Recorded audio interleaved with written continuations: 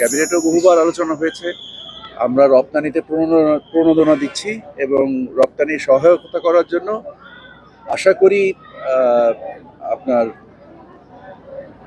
আগামী 1-2 মাসের মধ্যে 1 মাসের ভিতরে হয়তো আলুর দাম কিছুটা বৃদ্ধি পাবে।